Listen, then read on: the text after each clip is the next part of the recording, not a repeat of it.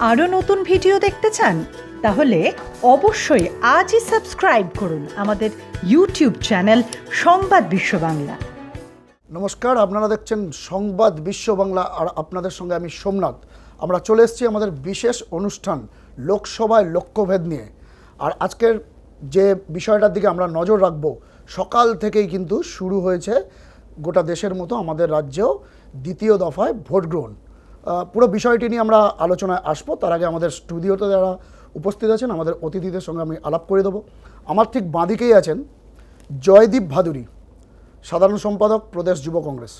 ঠিক তার পরেই আছেন সায়ন দাস, সাধারণ সম্পাদক যুব মোর্চা দক্ষিণ চব্বিশ পরগনা পূর্ব জেলা। আর আমার ডান দিকে আছেন দেবাংশু ভট্টাচার্য, তৃণমূল যুবকর্মী এবং তৃণমূল সমর্থক।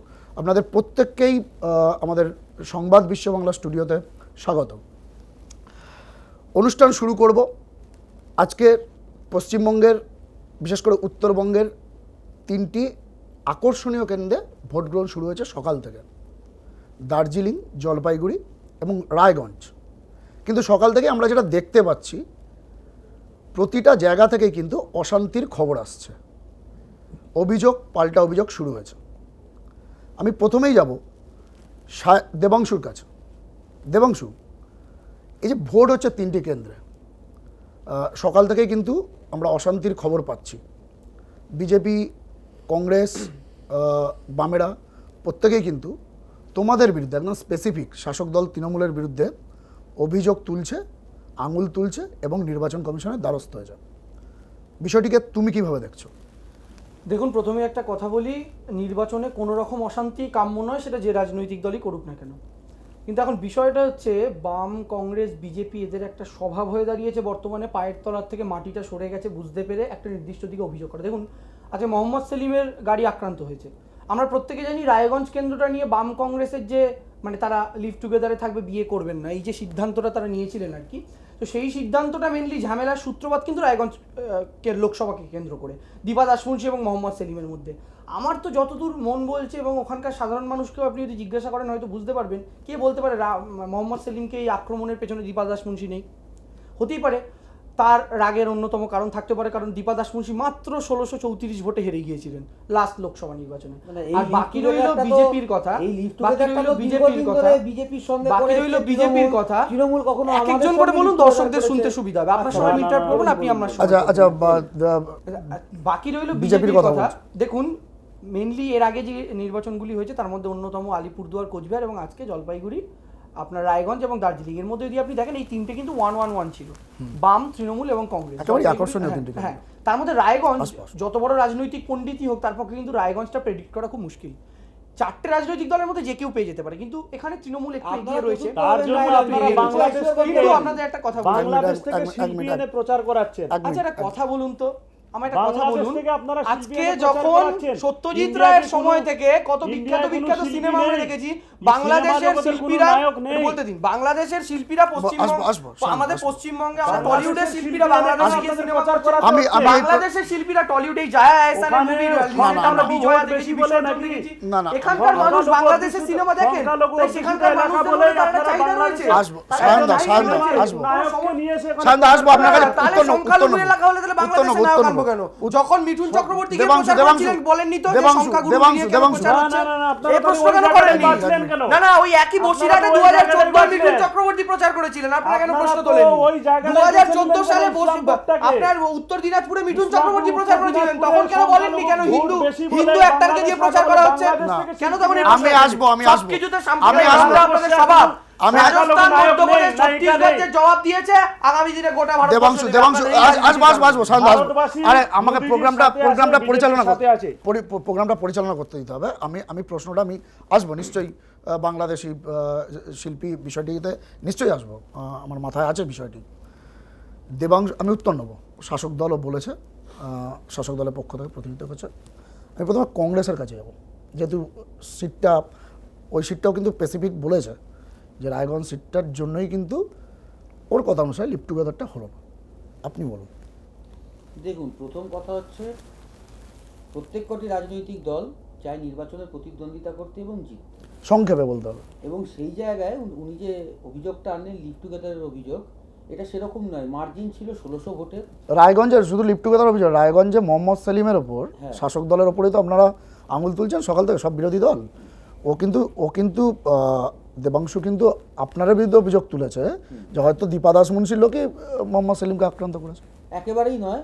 রায়গঞ্জ, আমি আপনাকে আজকে বলে রাখছি, আপনি এটা লিখে রাখতে পারেন, পশ্চিমবঙ্গের একমাত্র কেন্দ্র যেখানে তৃণমূল হয়তো 4র্থ স্থানে থাকবে সেটা হচ্ছে রায়গঞ্জ। আচ্ছা, কারণ ইসলামপুর মিউনিসিপ্যালিটি, বাকি সবগুলো আপনারা 4র্থ স্থানে থাকবেন? না না, সেরকম কোনো ব্যাপার নেই।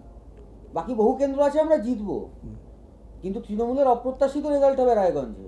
কারণ একদম ঠিক ইসলামপুর বলেছেন, municipal- অপ্রত্যাশিত হ্যাঁ, রেজাল্ট কারণ আমরা এক আপনারা নম্বরে থাকবো, ইসলামপুর এক নম্বরে municipality থাকবো, হারবেন আপনারা। এক নম্বরে থাকবো। তার মানে কি? আপনি 2014 সাথে কম্পেয়ার করতে যাবেন না। তার মানে আপনি কি 2014 বলতে থেকে চাইছেন? সিনারিও অনেক বদলে আপনি কি গিয়েছে। বলতে আচ্ছা, চাইছেন? অনেক আপনাদের আমি- প্রার্থী জিতবে? আমি দেবাংশু অবশ্যই, কাজে এই, লাগানো আমি আমি আমি বলতে চাইছি। আমি বলতে সায়ন চাইছি, আস্তে আস্তে বলতে আস্তে চাইছি। আস্তে ঠিকই বলেছেন। আমি সায়ন দাসের কাছে আসবো, বিজেপির প্রতিনিধি সায়ন দাস, বিজেপির প্রতিনিধি সায়ন দাসের কাছে আসবো। সকাল থেকে অশান্তির ছবি উঠছে, নির্বাচন কমিশনে গেছিলেন আপনারা। আমি একটা প্রশ্ন আপনার কাছে তুলব। পঞ্চায়েত ইলেকশনের ঠিক আগে মুকুল রায় আপনাদের এখন ভোট পরিচালনা করার দায়িত্ব আছে, বলছেন রাজ্যের 72,000 বুথে আমার সক্রিয় কর্মী আছে। তা সক্রিয় কর্মীর কি এই নমুনা প্রতিরোধ গড়ে তুলতে পারছেন না? কেন আমরা প্রতিরোধ গড়ে তোলার চেষ্টা করছি, কিন্তু ওখানে তৃণমূলের এজেন্ট হয়ে পুলিশ কাজ করছে। নির্বাচন কমিশন বলছে আমাদেরকে রিপোর্ট দিন, নির্বাচন কমিশনকে যেভাবে চালাচ্ছে পুলিশ সেইভাবেই নির্বাচন কমিশন চলছে। নির্বাচন কমিশন তো আর কিছু জানে না, নির্বাচন কমিশনকে পুলিশ যেটা বলছে সেটাই। নির্বাচন কমিশন পুলিশের উপরে ডিপেন্ডেবল, অত পলিটিক্যাল লিডারের উপরে ডিপেন্ডেবল হবে না। বিজেপির প্রতিনিধি তো নির্বাচন কমিশন নয়, নির্বাচন কমিশনকে ভুলভাবে পরিচালনা করছে তৃণমূল। শাসক দলের গুন্ডারা ওখানে সকালবেলা গিয়ে আটকাচ্ছে। চোপড়া সকালবেলা দেখেছেন আপনি, বিজেপির কর্মীদের, সাধারণ মানুষকে আটকানো হচ্ছে, রাস্তায় আটকে দেওয়া হচ্ছে, মাকে মেরে দিচ্ছে, ছেলে ভোট দিতে যাচ্ছে টেনে নিয়ে চলে একদম যাচ্ছে। একদম জল দার্জিলিং এর অন্তর্গত চোপড়া আপনাদের বিরুদ্ধে অভিযোগ, থেকে বেরোতে দিচ্ছে না। এবিপি আনন্দের আপনাদের চোপড়া, একটা চোপড়া। সাংবাদিককে মেরেছে। তৃণমূলের তৃণমূলের উন্নয়ন উন্নয়ন বাহিনী কি করেছে? পুলিশকে মেরেছে, সাংবাদিককে মেরেছে, মেরে 4টে মাথা সেলাই করে দিয়েছে। কারা মেরেছে? তা আপনাদের লোকেরা মেরেছে। না, আমরা পারবো কেন? না, এই যে পঞ্চায়েত নির্বাচনে দেখেছেন, আপনারাই করেছেন। তারপরে দেখা গেল বোমের গাড়িটা সাইকেল থেকে পড়ে যাওয়ার পর তারপরে বলতে বাধ্য হলো যে আমরা বিজেপি করি। তারপরে বলতে তারা বাধ্য হলো। এক মিনিট বাংলার মানুষ হুঁশিয়ার হয়ে গেছে, মানুষ জেগে উঠেছে। এবার আপনি কিন্তু ত্রিপুরার বিজেপিকে কথা নিয়ে বলুন, আসবে। ত্রিপুরায় কি এমন হলো একটা লোকসভা আসনের ভোট পিছিয়ে দিতে হলো? ইতিহাসে কোনোদিন হয়নি। ত্রিপুরায় প্রথম সেটা নির্বাচন কেমন নির্বাচন করলেন? কমিশন দেয়। কেমন করলেন? নির্বাচন কমিশন ঠিক করবে কিভাবে ইলেকশন করাবে সেটা। আপনারা নির্বাচন এত সন্ত্রাস কমিশন, আমি করেছেন বলছি। ত্রিপুরার একটা আমরা অংশ কোনো পিছিয়ে সন্ত্রাস দিয়েছেন। করিনি। ত্রিপুরায় নির্বাচন কি বলছেন? ত্রিপুরার ত্রিপুরার মানুষ কয়েকটা বামেদের বুথে তো থেকে 120% ভোট পড়েছে। ত্রিপুরার মানুষ আপনি ত্রিপুরার বামেদের সংবাদপত্র থেকে খুলে পরিষ্কার দেখুন। চেয়েছে। ত্রিপুরা 25 পূর্ব, বছর ত্রিপুরা পূর্ব শাসন লোকসভা থাকে। কেন্দ্রে কি পরিমাণ নোংরামি করেছে ত্রিপুরা- সেটা দেখুন। ত্রিপুরার মানুষ আমাদের আচ্ছা, ভারতবর্ষের মিডিয়া নপুংসক হয়ে গিয়েছে। তাই তারা বিজেপি শাসিত রাজ্যগুলির কালো দিক দেখাতে পারে না। ভারতীয় মিডিয়া নপুংসক হয়ে গিয়েছে। না না তাই না তারা না দেখাতে পারেন না। আমি দেবাংশুকে একদম সহমত পোষণ করছি না। দেবাংশু, এই কথাটা আপনার উইথড্র করা উচিত। আপনি একটা মিডিয়া হাউসে বসে আপনি আমি ভারতবর্ষের সবার কথা বলছি না, আপনি ভারতবর্ষের আমি মিডিয়া ন্যাশনাল বলেছেন। মিডিয়ার কথা বলেছি। তাহলে আমি ন্যাশনাল- ন্যাশনাল মিডিয়া না, এরকম- ভারতবর্ষের জন্য এরকম- আমি ন্যাশনাল না, মিডিয়ার না, কথা বলছি। এটা না। ন্যাশনাল আপনি- মিডিয়া আমি যে মিডিয়াকে বলছি- তুলে ধরা হয়। আপনি বলছেন তুলে ধরা হয়। না না চকলেট আমি বলছি প্রচার করতো না। ন্যাশনাল মিডিয়া আপনি দেখেছিলেন চকলেট খেতে? আপনি ছিলেন ওই মঞ্চে? আপনি ছিলেন ওই মঞ্চে? আমি বলছি চোপড়া এসকর্ট নিয়ে দেবাংশু কালকে আমাদের একটা আস্তে BJP না, আমি কর্মী বলতে মেরে দিন, দেওয়া আমাকে প্রশ্ন করতে দিন, না হলে মুশকিল। চোপড়া এসকর্ট নিয়ে আপনি বলছেন পূর্ব ত্রিপুরা, একদম আপনার সঙ্গে আমি সহমত পোষণ করছি। নজিরবিহীন ঘটনা, পূর্ব ত্রিপুরায় ভোটের ডেট পিছিয়ে দেওয়া হয়েছে এবং বলাই হয়েছে সেখানে পরিস্থিতি ভালো নেই, ল অ্যান্ড অর্ডার ভালো নেই। একদম দাঁড়ান, আপনার রাজ্য, আপনাদের শাসিত রাজ্য। ঠিক একইভাবে আরেকটি নজিরবিহীন ঘটনা ঘটেছে দার্জিলিংয়ের অন্তর্গত চোপড়া এসকর্ট দিয়ে ভোটারদের নিয়ে যেতে হচ্ছে। কি বলবেন আপনি? দেখুন, ঘটনাটা খুব মানে একটা সুন্দর ড্রামা দেখলাম। কারণটা হচ্ছে, প্রথমে ভোটাররা বললেন যে আমাদের ভোট দিতে দেওয়া হচ্ছে না। তারা কতটা ভোটার আর কতটা বিজেপি প্ল্যান্টেড আমার কিন্তু সন্দেহ হয়েছে। আচ্ছা, প্রথমে তারা বললেন আমাদের ভোট দিতে দেওয়া হচ্ছে না। তাদেরকে বলা হলো কিভাবে বাধা দেওয়া হচ্ছে। আমরা মিডিয়াতে পুরো 1 ঘন্টা লাইভ দেখলাম ঘটনাটা, আপনারা প্রত্যেকেই দেখেছেন। কী রকম বাধা দেওয়া হচ্ছে না, আমরা ভোট দিতে পারছি না, কারা বাধা দিচ্ছে কোনো উত্তর নেই। কিছুজন মানুষ উত্তর দিলেন। তারপরে তাদেরকে যখন এসকর্ট করার বলা হলো যে আমরা আপনাদের ভোট দিতে নিয়ে যাচ্ছি, চলুন, পুলিশ ঘিরে, মিলিটারি দিয়ে ঘিরে, তখন তারা বলছেন আমরা ভোট দিতে যাব না। এটা কেন? আমার প্রশ্নটা, যদি তাদের নিরাপত্তা নিয়ে সংশয় থাকে তাহলে পুলিশ এবং এ যদি গার্ড দিয়ে বলে আমি আপনাদের ভোট দিয়ে নিয়ে যাচ্ছি, সেখান থেকেও তারা বলছেন আমরা ভোট দিতে যাব না। দেখুন, একটা কথা বলি, পায়ের তলা, আপনাদের মনে থাকবে 2016 নির্বাচনকে আমি কেন্দ্রীয় বাহিনী চাই, কেন্দ্রীয় বাহিনী চাই, কেন্দ্রীয় বাহিনী চাই, আনা হলো কেন্দ্রীয় বাহিনী দিয়ে ভোট হলে তৃণমূল ধুয়ে মুছে সাফ হয়ে যাবে। প্রথম দফার ইলেকশন হলো, বললেন জঙ্গলমহলের মানুষ ছক্কা হাঁকিয়ে দিয়েছে। তারপরে ইলেকশনে ভোট হলো, সূর্যবাবু বললেন 4 মেরে দিয়েছে। তারপরে দেখা গেল ইলেকশনের পর নারায়ণগড়েই উনি হিট উইকেট হয়ে গেছেন। তো এটা আমরা দেখেছি, সেই এক ড্রামা আমরা এবার একই রকম ভাবে দেখতে পাচ্ছি। সেই 2016 আপনাদের এত প্রকল্প, আপনাদের এত প্রকল্প, শুনুন, আপনি যেগুলো বলছেন হয়তো ঠিক বলছেন, আমি সেই বিষয়ে যাচ্ছি না। আবার আমরা এমনও দেখেছি আপনি ওকে বলুন তো, আপনার এত প্রকল্প, এত কিছু মানুষের মধ্যে এত পরিষেবা দিচ্ছেন, মমতা ব্যানার্জিকে এত ছুটে বেরোতে হচ্ছে কেন? নাম্বার 1 আমি প্রশ্নটা করে নিই। নাম্বার 2, আপনি 3টে রাজ্যের নির্বাচনের কথা বলেছিলেন হিন্দি বলার, যেখানে ধুয়ে মুছে সাফ হয়ে গেছে বলেছিলেন, বিজেপির দিকে আঙুল তুলে বলেছিলেন। 3টে রাজ্যে কিন্তু কোথাও এইরকম ঘটনা দেখা যায়নি যেটা পশ্চিমবঙ্গে ঘটছে। এর দায় আপনারা নেবেন না? খুব ভালো প্রশ্ন করেছেন, অসাধারণ প্রশ্ন। এই প্রশ্নটা মনে হয় করা উচিত ছিল। প্রথম কথা বললেন মমতা বন্দ্যোপাধ্যায়কে কেন এত ছুটে বেড়াতে হচ্ছে। 2016 সালে তো মমতা বন্দ্যোপাধ্যায় ছুটে বেরিয়েছিল। না, এত প্রকল্প তাহলে না, আমি বলছি, আমি বলি না, আপনার সঙ্গে ইন্টারাপ্ট করি, একটু ইন্টারাপ্ট করবেন না, সাধারণ মানুষ ভালোভাবে শুনতে পাবেন। মমতা বন্দ্যোপাধ্যায় কিন্তু এটাও দাঁড়িয়ে বলেছিলেন যে 294 কেন্দ্রেই আমি প্রার্থী। তার ফলাফল আমরা দেখেছি, কি উন্নয়ন হয়েছে না হয়েছে। আজকে যে যতই রাজনৈতিকভাবে অন্ধ থাকুন না থাকুন, একটা পর্যায়ে গিয়ে তাদের স্বীকার করতেই হয়, যেটা স্টুডিওর বাইরে গিয়েও মানুষ স্বীকার করেন, যাদের সাথে বিতর্ক করেছি এর আগেও। এবার আরেকটা কথা আপনি বললেন যে বাকি 3টে রাজ্যের নির্বাচনে তো অশান্তির অভিযোগ আসেনি। আজকাল বিভিন্ন জায়গাতে আসছে না, শুধু পশ্চিমবঙ্গে তো বেশি। আপনি আমার একটা কথা বলুন, 2014 লোকসভা কোনো অভিযোগ ছিল না, 2016 বিধানসভা কোনো অভিযোগ ছিল না। অভিযোগ কখন ছিল? 2014 লোকসভাতে অভিযোগ ছিল না। বীরভূমে না না আমি বলছি না, খুব কম। আমি আপনাকে বলছি বীরভূম থেকেই প্রচুর অভিযোগ এসেছে। আমি বলছি আমি বামপন্থীরা চলে গেছে, আপনাদের বলি, অনুসরণ করে আপনারা চলছেন এখন পশ্চিমবাংলায়। এখন আপনারা নির্বাচন যত একটা উদাহরণস্বরূপ বলি, পঞ্চায়েত নির্বাচনে এরকম দেখা যায় যে একটা বাড়িরই ধরুন বড় বৌমা তৃণমূল কংগ্রেসের প্রার্থী, শাশুড়ি বিজেপির প্রার্থী। এবার শাশুড়ি বৌমার মধ্যে বলতে দিন, এবার ধরুন শাশুড়ি বিজেপির মধ্যে ঝামেলা, সেই ঝামেলাটা সাধারণ দিনের সাংসারিক ঝামেলা, কিন্তু ভোটের সময় হয়ে যায় তৃণমূল বিজেপির দ্বন্দ্ব। এই জিনিসটা কিন্তু, এবং বেশিরভাগ রাজ্যে কিন্তু অরাজনৈতিক পঞ্চায়েত নির্বাচন হয়। আমাদের পশ্চিমবঙ্গ ছাড়া হাতে গোনা পঞ্চায়েত নির্বাচন প্রসঙ্গে আসছে, রাজনৈতিক পঞ্চায়েত এটা সুতরাং আমি এই জন্য পঞ্চায়েত নির্বাচনের কথা বললাম। এবার এর আগে বামেরা এই যে সেখানে কি পরিমাণ সন্ত্রাস হতো বামেদের সময় আমরা প্রত্যেকে জানি। আনকন্টেস্টেড এর কথা বললেন, 34% আনকন্টেস্টেড, ত্রিপুরায় 96%, 98% আনকন্টেস্টেড। ত্রিপুরার কথা কি বলছেন? ত্রিপুরায় বামেরা যে বাম আপনাদের যে আপনি মানুষের কাছে ভোট চাইছেন, আপনাদের মানুষকে एग्जांपल দেখাবো না, দেখুন আপনারা কি করেন। থামাবো, আমি থামাবো। মানুষ দেখুন, এই যে বন্ধুত্ব দেখা যাচ্ছে সারা রাজ্যে, আমাদের রাম বাম 19 জানুয়ারি সমর্থন, বড়দের সমর্থন, ভোট গঠন করে আমি বাধ্য হব। দেবাংশু আপনারা পশ্চিমবঙ্গে সবচাইতে বড় বন্ধু বিজেপি হচ্ছে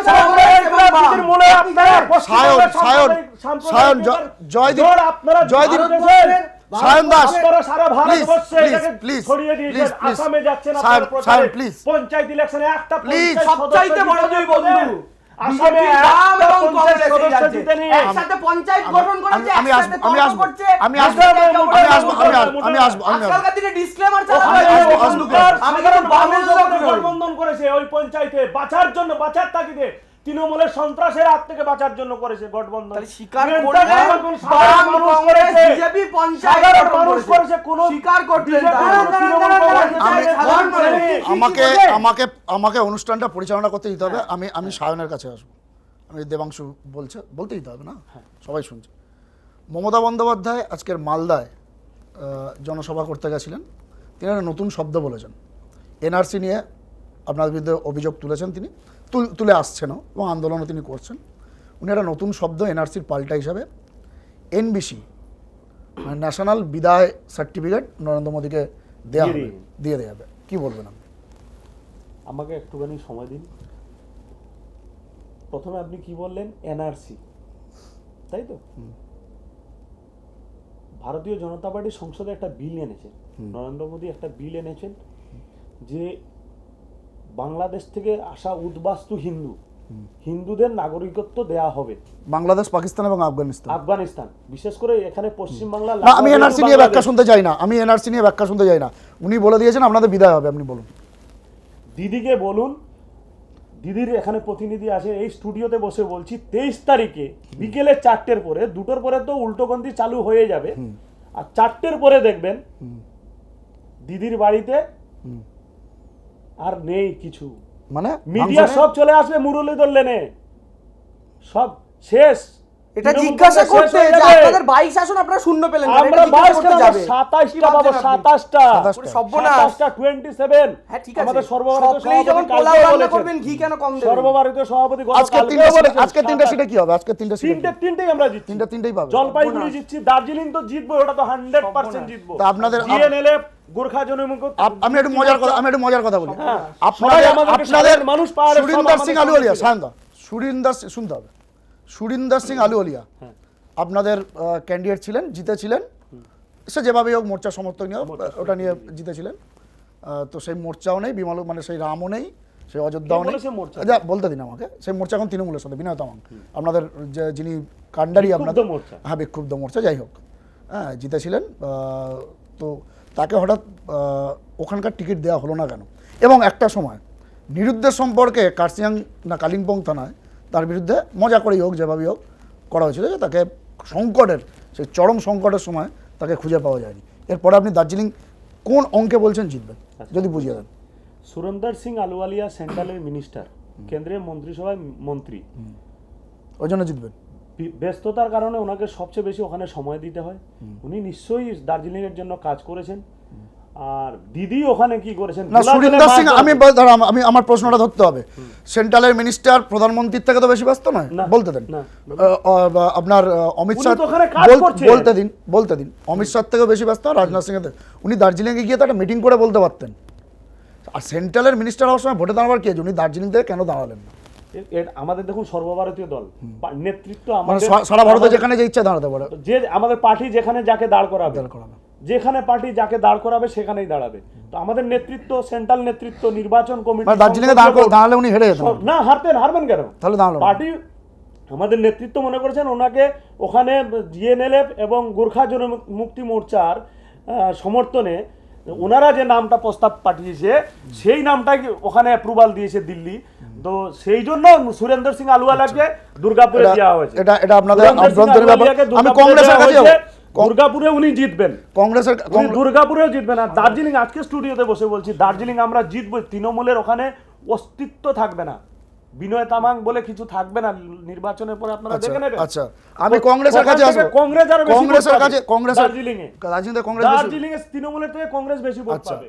আর তৃণমূল 4 নম্বরে থাকবে, 4 নম্বরে থাকবে। মানে ইভিএম টিভিএম পুরো এমন সেট করে ফেলেছেন, কে আমরা ইভিএম সেট করছি না, আমরা ইভিএম সেট করছি না। এত ডিটেইলস বলছেন, কংগ্রেস কত নম্বরে থাকবে, তৃণমূল ফোর্থ, কংগ্রেস থার্ড। আপনারা তো দার্জিলিং এ কি এতক্ষণ সাপোর্ট দেওয়ার প্রাইস দিলেন নাকি? আপনারা তো দার্জিলিং এ নোংরা রাজনীতি করেছেন। আপনি ভিপি প্যাটটা দেখবেন তাহলে বুঝে যাবেন। ভিপি প্যাটটা আপনি বলছেন, আপনার রাহুল গান্ধী অভিযোগ করেছেন, রাহুল গান্ধী এবং কংগ্রেসের পক্ষ থেকে সবচেয়ে আগে এই কিন্তু ইভিএম এর বিষয়ে অভিযোগ করা হয়েছিল। এখন আপনি স্টুডিওতে বসে আপনি আবার তৃণমূলের প্রতিনিধিকে কাউন্টার করে বলছেন। না, তৃণমূলের প্রতিনিধিকে কাউন্টার করার জন্য না। আপনি আমাকে বলুন, আমি আসছি, আপনি বলুন, নির্বাচন কমিশনে ভর দুপুরবেলা বিকেল 5টা পর্যন্ত ভোট হবে, ভর দুপুরবেলা গিয়ে হাজির আপনাদের প্রতিনিধি, মানে কি হেরে গেছেন? হেরে যায়নি। তাহলে আমি আপনাকে বলি, এই যে ধরুন মানে জিতে গেছেন বলে, জিতে যাবেন বলে নির্বাচন কমিশনে গেছেন? না, এই যে রায়গঞ্জ সিটটার কথা আপনি বলছেন, বা উত্তর দিনাজপুর যে জেলাটা, আপনার চোপড়া কিন্তু বিধানসভা কিন্তু আপনার দার্জিলিং লোকসভার অন্তর্গত, কিন্তু আবার জেলাটা এক উত্তর দিনাজপুর। ভৌগোলিকভাবে মানে যদি আমার বন্ধুরা অবগত না থাকেন, তৃণমূলের বন্ধু বলে দিলাম। তো সেই জায়গায় দাঁড়িয়ে ওটাকে বলে চিকেন নেক, খুব পাতলা জায়গাটা। না, চোপড়া নিয়ে আমি জানতে চাইছি ভৌগোলিক অবস্থা। আমি আপনাকে বলি কারণটা বলছি। কেন প্রদীপ ভট্টাচার্য ভর দুপুরবেলা গেল? কারণ সাধারণ মানুষের স্বার্থে, সাধারণ মানুষ ওখানে মার খাচ্ছে।